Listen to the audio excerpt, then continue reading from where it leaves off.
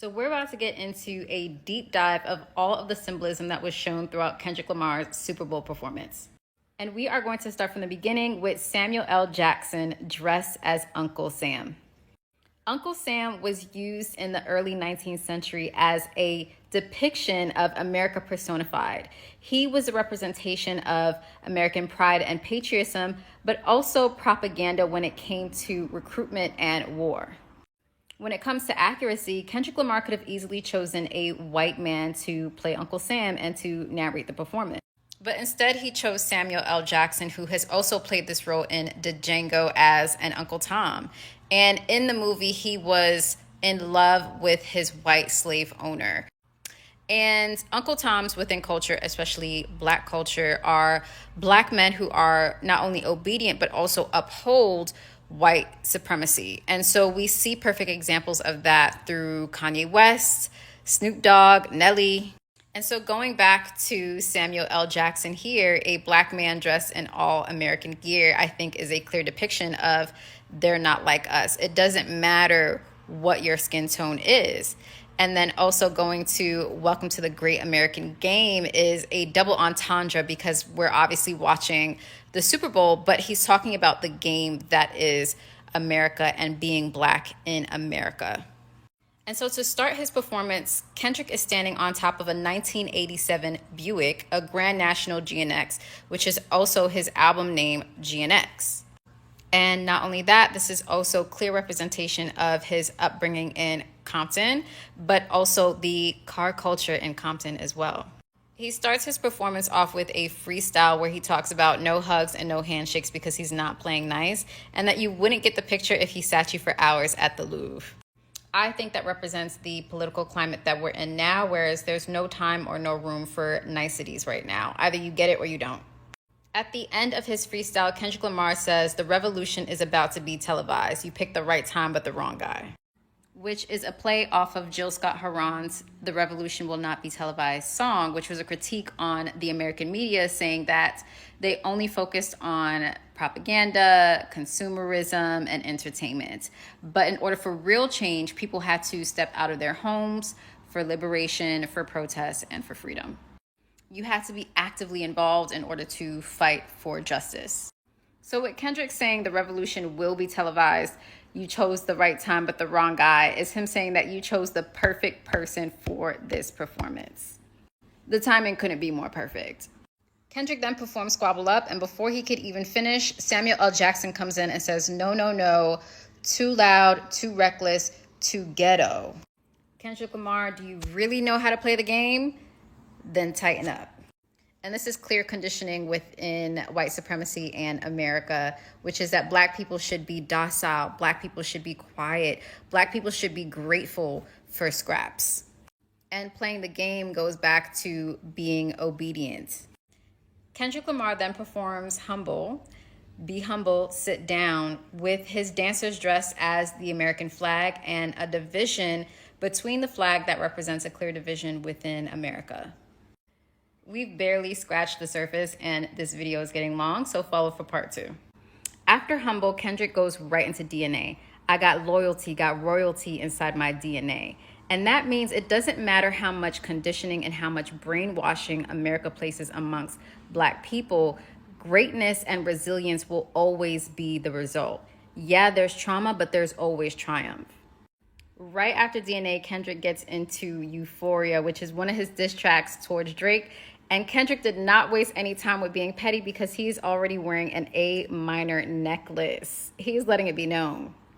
After that, Kendrick goes on to perform Man at the Garden, where he's underneath the streetlight and surrounded by his boys. After Man at the Garden, Samuel L. Jackson comes on to say, "I see you brought your homeboys with you. The old culture cheat code. Scorekeeper, deduct one life." Black people are highly surveillanced in America. The obsession with Black people and Black culture is unreal. So when he says to deduct one life, that to me means to unalive, get rid of Black cultural leaders such as Marcus Garvey, Malcolm X, Martin Luther King, Fred Hampton. And the list can go on and on. After that, Kendrick goes on to perform Peekaboo. What they talking about? They talking about nothing. Kendrick then goes on to talk to his black female dancers where he says, I want to make a move. I want to play their favorite song, but you know they love to sue. He's definitely talking about that white woman Drake. And also keep note that on the field, you also see an actual game controller, the PlayStation game controller. Kendrick then slows it down by performing his songs with SZA, and Samuel L. Jackson comes out shortly after and says, that's what I'm talking about. That's what America wants, nice and calm. Don't F this up, and Kendrick goes on to perform Not Like Us. He starts off by saying, 40 acres and a mule, this is bigger than the music. After slavery was abolished, 40 acres and a mule was a promise that was made to free slaves from the government, which was 40 acres of land and a mule, so that people had their own governance of their lands and their resources, but that promise was never made. Kendrick goes on to say, yeah, they tried to rig the game, but you can't fake influence. Black people, Black culture are the most influential people on the planet. It doesn't matter where you are in the world. This goes outside and beyond of just America. Black people, Black culture is influential. As he's performing Not Like Us, his dancers lay out like this on the field and underneath the streetlight to represent the outline of Black bodies that have been unalived.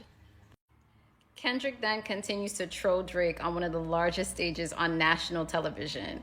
And I already spoke about this in my very first video, so you could go check that out and the symbols in that. But this is what I'm also living for. All in all, I hope that you learned something from this 2-part series. And also, if there's anything that you notice, leave it in the comments. I want to keep the conversation going. Kendrick is a genius. The symbolism is iconic. And I'm just so proud.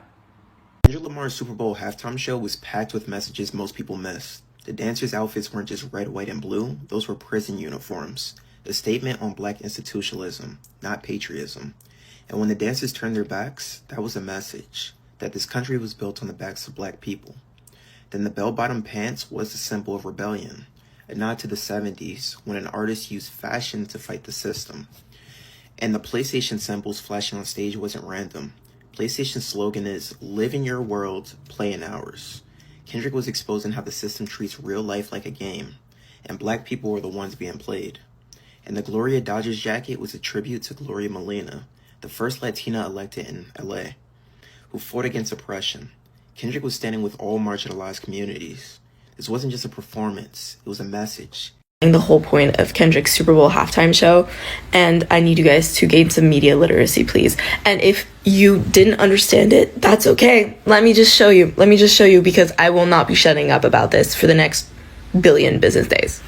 Okay, so bear with me because I literally just Googled the halftime performance and took as many screenshots as I could. But having Samuel L. Jackson represent Uncle Sam is huge for so many reasons. First of all, Uncle Sam used during wartime propaganda to show like the typical like American man, quote unquote American man, was white, was like, you know, etc. Having him be a Black man, and not only that, have him be Samuel L. Jackson, which is part of so much cinematic history and usually portrayed these really sinister, vile characters, have him portray America in this current context is already insane. Like, it's, oh my god, so good. Plus, side note, beautiful costuming.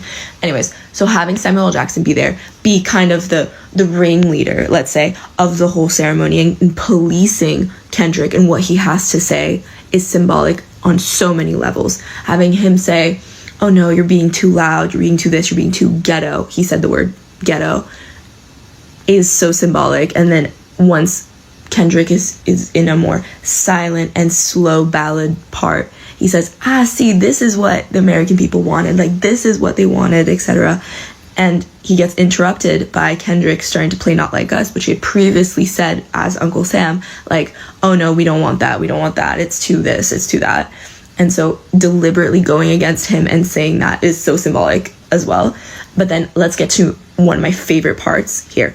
Again, I'm sorry about the picture, but this whole scene was absolutely insane. Having, first of all the dancers dressed up in red, white, and blue, symbolic. Having them all line up like the American flag, symbolic. Having it split down the flag, symbolic. So they had all the dancers, who were black, by the way, represent the American flag, so the US, while the current administration is trying to remove all traces of DEI from this country's history, from its current political nature, from everything relating to society, is so symbolic. And having Kendrick be like, no, see, we're here, and this is the USA, and having them all lined up like that, and then go down, like walk down and touch the floor, which is a huge no-no for anyone in the US. Like, you're not supposed to have the American flag touch the floor. Like, it's really bad luck and it's extremely disrespectful.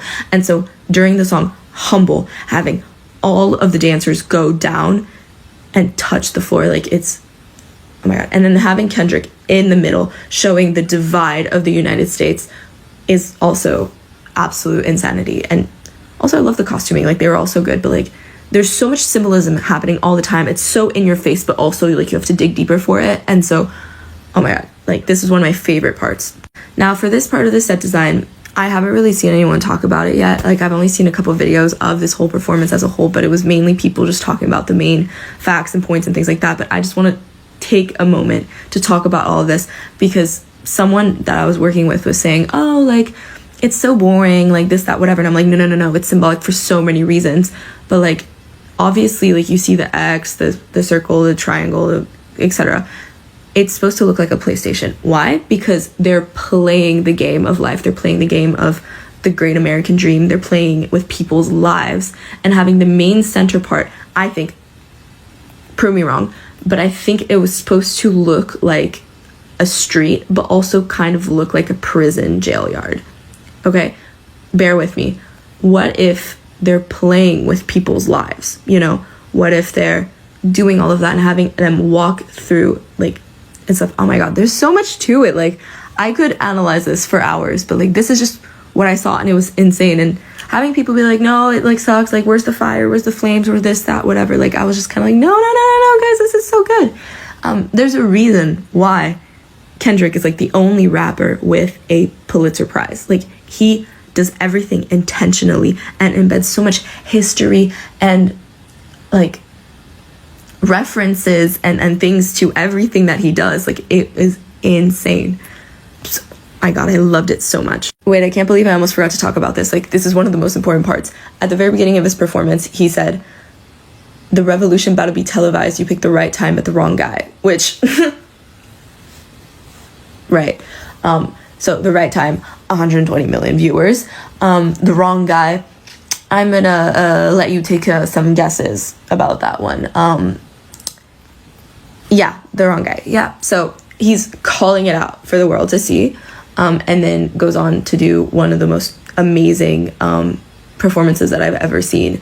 And it doesn't need like pyrotechnics to make it so symbolic, and people are going to be talking about this for decades. This was so good. Like, Kendrick, you are amazing. I love you so much. And SZA, you ate that up too. But I do not want to hear one more person talk about how boring this was or whatever, because here, I just spelled it out for you. But I'm sure there's so much that I'm already missing, and I'll probably look back at this and be like, girl, why don't you talk about this? Why don't you talk about that? But like, this was so good. So good.